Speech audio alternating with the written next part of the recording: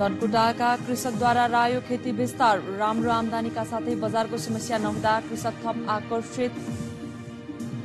धनकुटाका कृषकहरू रायो खेतीमा यति बेला व्यस्त बनेका छन्। कम मेहनतका साथै राम्रो आम्दानी हुँदा कृषकहरू रायो खेतीमा जुटेका छन्। एक रिपोर्ट। धनकुटाको छतर जोरपाटी गाउँपालिका वडा नम्बर 6 स्थित मजुवाका भद्रबहादुर विष्ट अहिले रायो साग टिप्न व्यस्त हुनुहुन्छ। केही महिना पहिले बारीमा लगाएको रायो अहिले आम्दानी लिने चरणमा छ। उहाँ अहिले दैनिक जसो रायोमा पानी लगाउने, टिप्ने तथा बिक्री वितरण गर्ने कार्यमा व्यस्त हुनुहुन्छ।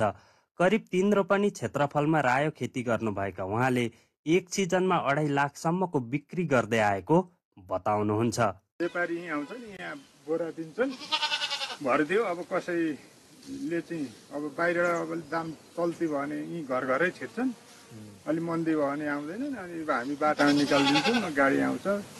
मैले अहिलेको सालको हिसाब पाएको छैन, गत सालको चाहिँ 4 लाखको बेचेको छ। मजुवा गाउँमा रहेका करिब 300 परिवार मध्ये 90% रायो सागको खेती गर्दै आएका छन्, जसका कारण गाउँभरि नै पुरै हरियाली छ।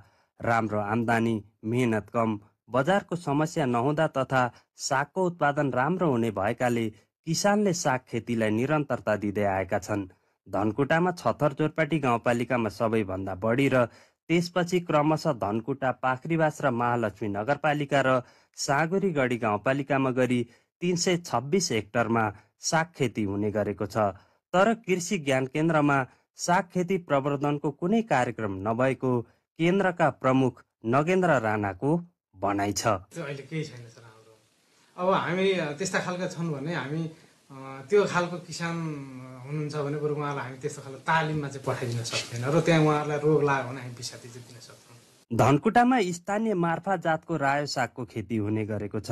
यहाँ उत्पादन भएको साग झापा, मोरङ, सुनसरी लगायतका जिल्ला पुग्ने गरेको छ। एकपटक लगाएको सागबाट एक सिजनमा 5 छिमलसम्म आम्दानी लिन सकिन्छ।